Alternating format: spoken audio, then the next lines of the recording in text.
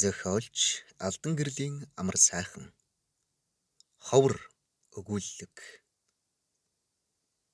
аймгийн төвийн хавар шороо бригад бүрцгэр аргаан барахтаа нутгаа браадсан миний дотор бүрч арцгар хэний ч нүдэнд гундуу амтан тусаад байгаа бололтой гудамжинд ангийн охинтой таарсан биш эгээтэл гიშгээд өнгөрсөнгүй намайг таньж зог туссан хэрнээ анзаараагүй дүр эсгэн сэлбэлзэн холдсныг яана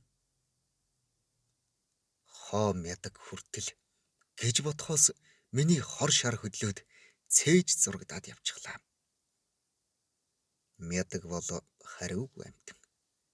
Яамны шалгалтын хүн Монгол улс хаа байна гэхэд газрын зураг дээр номхон далайг зааж тэргүүний сургуулийн нэрийг улс даяар гутааж байсан нөхөр. Унтаа нүдтэй хонхойсон цоохор хазартай хачин муу сурлагтай охин явсан юм шүү дээ. Би бүх аймгаар явсан. Ийм ховор тэнэг хариулттай огт таарч байгаагүй гэж яамны хүн хэлсэн. Энэ бол 1982 он 6 дугаар ангийн явдал. Үүнээс хойш хүүхдүүд мядгийг ховор гэж хочилж эхлээд сүүлдээ хоо мядаг болгож товчилсан юм.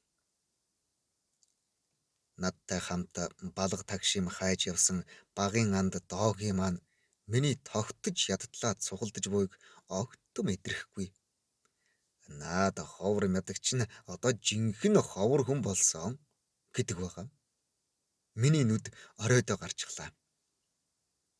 Ховор юмыг мэддэг, ховор амтан болсон гэд дооги цааш ховор хүүхний тухай ярьж байна. Нисэх буудлын кассыг хэн ховор хүн гэх вэ? Нохой долоо гэд би хашгирчсан зогсов. Ядахта захиргааны жижүүр бол яах вэ?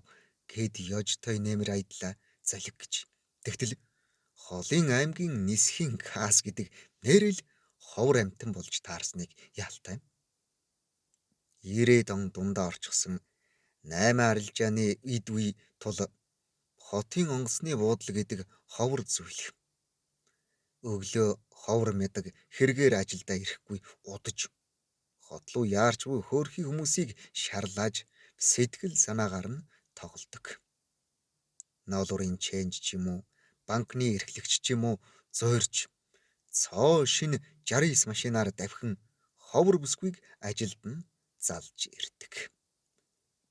Машинаас ихэмсэг бууж угаан үнтэй ингэсэг түргсэн талисэн цагаан хүүхэн харагдана. Завхиндоо хүрэн тэн донжтой тавьсан шаавай. Цоохор хазар унтаа нүдтэй мядгийг гэж таних юм эцгүй. Хувцсныхан дэгжнийг хэлэлтгүй. Би хаяа нисэх орохоор алсаас барааг нь харж анайл хор шар буцлаастай. Энэ бид хоёрт харьцуулшгүй ялгаа бий. Би юундаа ингэнэ вэ? Тоохон болив гэж өөртөө байнга хэлдэгч өөрийн ирэхгүй бугшаад л эхэлдэг. Аймаг жижигхэн кас ганцх юм болохоор зон олон дарга цэрэг эмч совилогч хинч бай ховор хочтой ховор бүсгүйн өмнө хойно гүйлтэн. Энэ бүхэн манд дэндүү хөгийн санагдагч хүн бүгд үүнийг ийм л байх ёстой юм шиг хүлээж авдаг нь ихт үцэм. Ховор мядгийг нойлын ногоон тэг гэж загнан самбар татаадаг асан Дэнсма багш. Миний шавийн ажил нь сайн уу гэдэл илтэд тал зассан өнгөөр мэдлэхэд цаадах нь дуушуучгүй янтайж үзэгдэх. Тэ цаг солигдно гэж хач юм аа. Яалтчгүй цөвүүн цаг ирчихжээ гэж би ганц найзтай үглэн учиргүй бугшина. Доогийн ангайн мядгийг ширтэж уур хөдлөгнө. Хүний гавьяат эмч банзар гуайг байхгүй гэж хэлээд байхад ямар ядаргаатай үгэн бэ гэж аашилж угаа сонсдно. Наадах нь жижигхэн аймаг бүү хэл улс даяарт үн хүндтэй буурал юм шүү дээ.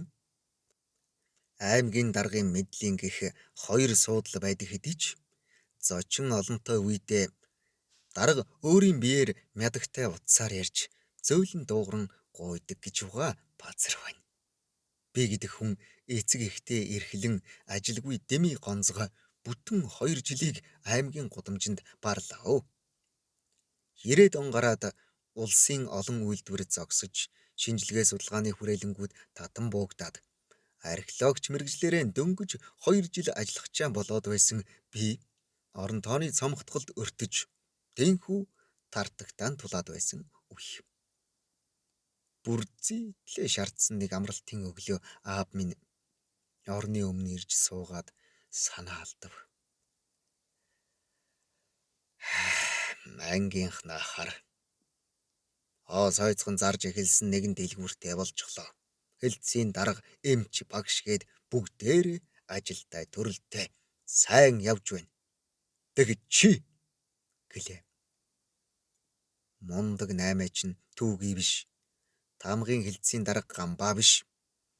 Сайн их эмч гэж хүндлэгдсэн цоомооч биш. Зөвхөн өнөөх ховор мятагл нүдэнд харагдаад дотор бачуураад явчихлаа. Цээж өөд нэг юм огших шиг болоод хоолой цахиртаад ирснийг хэлээд явах. Удалгүй би хоо мядгаас гүйж харагдаач гэж цухалтаад онгоцны тийц хайлгүй. Тэр үед хүн тээвэрт явдаг байсан ачааны дэргэний твшин дээр дэнжигнэн нийслэлийг зорьж билээ. Яг 20 жилийн дараа би Францаас ирсэн буурал доктортой алтан хөхийн уулын бэлд малтлага хийгээд буцаж явлаа. Жолооч олон улсын экспедицийн хүн болохоор аймгийн төвд 60 км үлдсэн атал дүрмээ яс барьж өнөөдрийн явх ноорм гүйцсэн гэд шаргын говьд зам дагуу буусан малчин айлын ойролцоо майхнаа босгож эхэллээ. Би ч малчин эзэгтэн хөөрүүлсэн сүүнд нугасгүй дуртай болчихсон Францаа баярлуулах санаатай дагуулan айл руу алхлаа. Хүй болдоо ямар сони хүн бэ хэмээн айлын эзэгтэй дуу алдахыг харвал өнөөх ховор мэтэг маань дүрээрээ.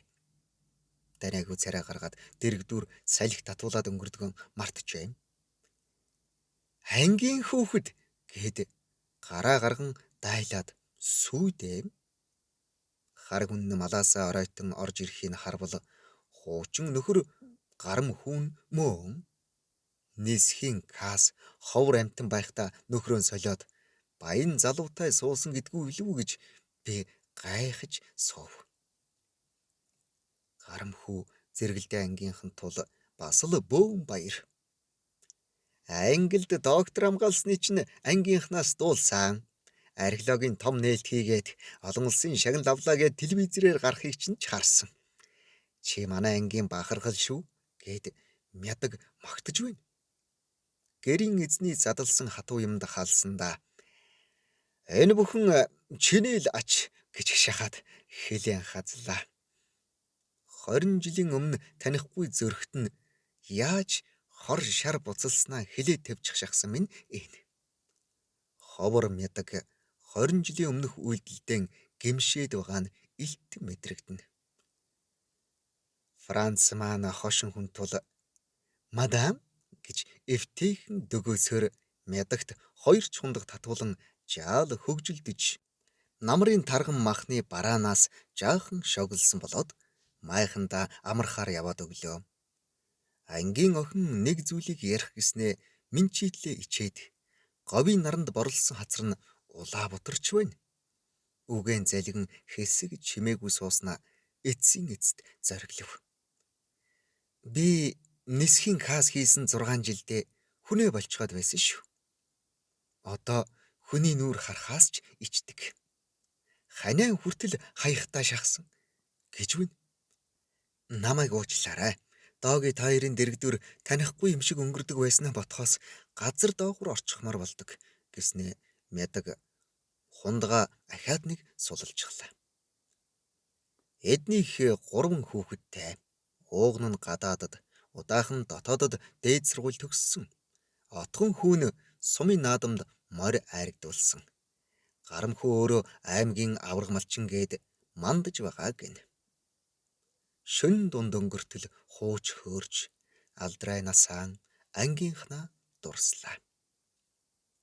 Гэглэхэн багын дурсгалын дэвтрээс өхөв. Бигээч золиг.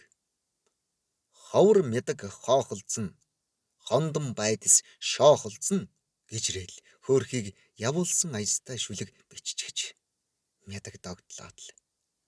Ховор гэснээс би ч яг муугараа л ховор хүн. Харин болдоо чи нутгийн бахархал болсон ховор хүн шүү гэж байна. Харин би үгүй ээ, чи сайнаараа ховор хүн. Хүнээ болоод алдаж яваагаа мэдэрч өөрийгөө татаж авна гэдэг чинь ховор хүнд байх чанар гэж зүтгэлээ. Монгол улсыг заа гэхээр дэлхийн хамгийн том далайг заана гэдэг. Далай их Монгол улс гэж далдуур хэлж л байсан хэрэг. Тэр бол мань мэтэд байгаагүй ховор мэдэрхгүй. Чи ховор хөөн гэж чин үннээсээ мэдгэхэд минь мядаг бүр тайвширчихлаа. Ангийн охины дотор нь онгойж байгаа нь илт мэдрэгдээд сэтгэлд нэг л таатай. Маргааш өглөөний бид эрт хөдлөө. Хэсэг явтал үнэхээр л энэ ховор хочтой ховорхон бүсгүй байгаагүй бол би өдийд ийм явахгүй ч юм билүү гэж бодогдлоо. Докторийн зэрэг хамгаалах гэж байх даач. Ховор мэдэх хүртэл намайг тоохгүй байлуу хэмээн хор шараа буцалган суусаар үүр цайлгадаг байсан.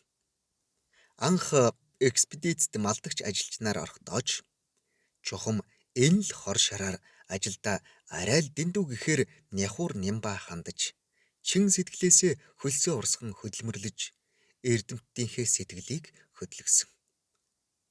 Тэр намраал намайг судлаачаар үлдээнэ гэхэд эрдэмтэд бүгд дуу алдан дэмжсэн. Хавчгийн давааны оройд намрын нарамшээгээд тэнгэр тэнгэр. Нутгийн улс нүдэнд тусаад таанын үнэр сэнгэнээд зүрх сэтгэлд яруухан. Ямар азар ховор мядаг минь чи тэр өдөр миний дэрэгдүр таниагүй юм шиг сэлбэлзээд салхи сэрхийлгээд өнгөрвөө. Тэр бол тэнэг намайг сэртхийлгсэн ховор тохиох дохио байсан. Хэмээн би бодсоор л явлаа. Зохиолыг бичсэн Алтан гэрлийн амар сайхан. Уншсан Эрхэнбаярын Батторж.